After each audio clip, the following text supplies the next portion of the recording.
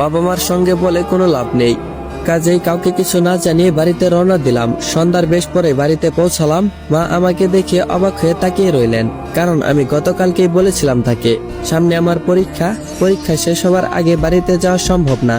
রাতে খাওয়া দাওয়া করে নিজের ঘরে গেলাম। যেহেতু ডিসেম্বর মাস, তাই গ্রামে কনকনে ঠান্ডা। ভাবি এসে আমার বিছানা ভালো করে ঠিক করে দিয়ে গেল। আমি কানে ইয়ারফোন গুঁজে মুভি দেখছিলাম।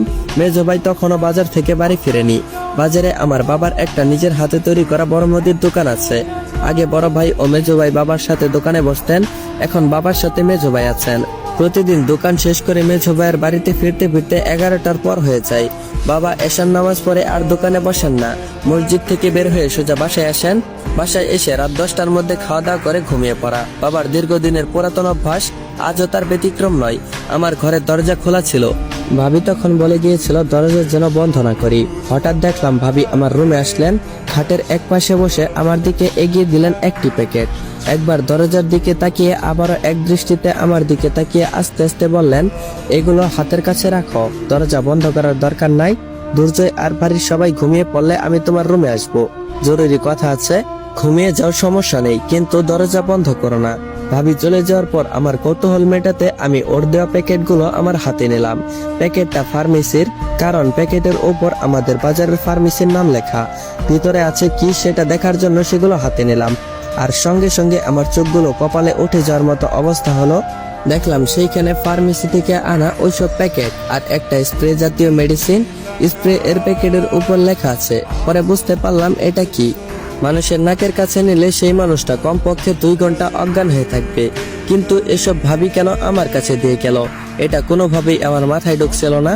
ওয়েট গাইস, গল্পের মাঝখানে তোমাদেরকে আগে কিছু কথা বলে নেই। তো পুরো গল্পটা তোমরা আগে শুনবা। যদি গল্পের মধ্যে কোনো ভুল থাকে তারপর তোমরা মন্তব্য করবা। আগে গল্প না শুনে কোনো মন্তব্য করিও না। আসলে এই গল্পটা খুবই রহস্যজনক, তাই আগেই বলে দেওয়া হলো যে পুরো গল্প না শুনে কেউ আজেবাজে মন্তব্য করবেন না। যদি আজেবাজে মন্তব্য করতেই হয় তো পুরো গল্প শুনবেন। যদি মনে হয় যে না গল্পটা ভালো না বা গল্পতে ঝামেলা আছে, তাহলে পরবর্তীতে কমেন্ট বক্সে জানিয়েছেন, আমি তারপর আর পরের পর্ব দিব না। তো চলেন আর কোনো কথা না বলে গল্পে ফিরে যাক। ভাবনায় এতটাই ডুবেছিলাম যে কখন মেজো ভাইয়া এসে আমার দরজার সামনে দাঁড়িয়ে আছে আমি বুঝতেই পারিনি। ভাইয়া বলল, কিরে, কাউকে কিছু না জানিয়ে হঠাৎ বাড়িতে আসলি যে, কোনো সমস্যা হয়েছে? মেজো ভাইয়ার প্রশ্ন শুনে চমকে উঠলাম। তাকিয়ে দেখি ভাইয়া আমার হাতের প্যাকেটের দিকে তাকিয়ে আছে। তাই আমি সেগুলোকে তাড়াতাড়ি কম্বলের ভিতরে ঢুকিয়ে ফেললাম আর বললাম, দুর্জয়কে দেখতে মন চাচ্ছিল। ভাইয়া বলল, ও দরজা খোলা রাখছিস কেন? ওটা উঠে দরজা বন্ধ করে দে, তারপর ঘুমিয়ে পড়। আমি বললাম, আচ্ছা ঠিক আছে। আমি ভাইয়ার পিছনে পিছনে গেলাম দরজার কাছে, কিন্তু দরজা বন্ধ করলাম না। যেহেতু ভাবি দরজা বন্ধ করতে নিষেধ করেছেন, তাহলে দরজা খুলে রাখতে হবে। তাছাড়া সেবার বাড়ি থেকে যাওয়ার সময় ভাবির রহস্যজনক কথাবার্তা, আবার আজকে হঠাৎ করে কল দিয়ে জরুরিভাবে আসতে বলা, এখন আবার প্যাকেটে বিভিন্ন জিনিসপত্র, সবকিছু মিলিয়ে আমার কৌতূহল আকাশচুম্বী। প্যাকেটটা বালিশের সাইডে রেখে আমি শুয়ে পড়লাম। শীতের রাতে কম্বলের নিচে গেলে ঘুম আসতে বেশি সময় লাগে না। তাছাড়া বরাবরই আমি রাত 12টার মধ্যে ঘুমাতাম। মোবাইল হাতে ছিল। ভাবি তার ঘর থেকে আমাকে মেসেজ দিলেন, লিখলেন, প্যাকেটটাতে কি আছে দেখেছো? আমি বললাম হুম। ভাবি বলল, কেন দিয়েছি জানো? আমি বললাম না। ভাবি বলল, তুমি কি জানো তোমার মেঝো ভাবি কিভাবে মারা গেছে? সরি, কিভাবে তাকে খুন করা হয়েছে?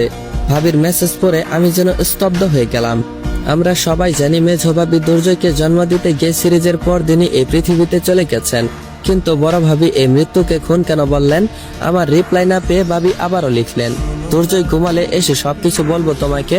আমরা দুজনে মিলে আজ একজনকে হাতে নাতে ধরবো। তোমার দরজা খোলা আছে তো? আমি বললাম হ্যাঁ। খোলা রাখার দরকার ছিল না, তুমি আসার সময় কল দিলেই হতো। ভাবি বলল, না হতো না, তুমি একবার ঘুমিয়ে পড়লে তোমাকে 1000টা কল দিয়েও পাওয়া যায় না। আমি বললাম, আচ্ছা মেঝো ভাবিকে আসলেই খুন করা হয়েছে? ভাবি বলল, হ্যাঁ, তাকে খুন করা হয়েছে। ধৈর্য হারিও না হৃদয়, যে কথা সবাইকে অনেক আগেই জানানোর দরকার ছিল সেটা তোমাকে অন্তত আজকে বলবো। আমি বললাম, আচ্ছা ঠিক আছে, কখন আসবে? ভাবি আর মেসেজ সিন করে নাই। আমি 3টা মেসেজ করি কিন্তু কোনো উত্তর নাই। কখন ঘুমিয়েছিল জানি না। হঠাৎ কিছু একটা শব্দ পেয়ে সজাগ হয়ে গেলাম। চারদিকে তাকিয়ে দেখি সবকিছু অন্ধকার, কিন্তু আমার মুখের উপর মশারি। হঠাৎ কি মনে করে যেন বালিশের সাইডে প্যাকেট চেক করতে গেলাম, কিন্তু আশ্চর্য, প্যাকেট কোথাও নেই। মোবাইলের আলো জ্বালিয়ে ভালো করে খুঁজলাম, কিন্তু কোথাও দেখতে পেলাম না। আমি তাড়াতাড়ি ভাবিকে কল দিলাম। নাম্বারে কল গেল ঠিকই, তবে রিসিভ হলো না। পরপর 4 বার কল দিলাম কিন্তু কোনো রেসপন্স নেই। আমার কেন যেন সন্দেহ লাগছিল। ভাবি সম্পূর্ণ আমার বিপরীত। তাকে যত রাতেই কল দেই না কেন সে রিসিভ করে। হালকা মেসেজের শব্দ পেলেও তার ঘুম ভেঙে যায়। আমি তাড়াতাড়ি বাতি চালিয়ে ভাবির ঘরের সামনে যাই।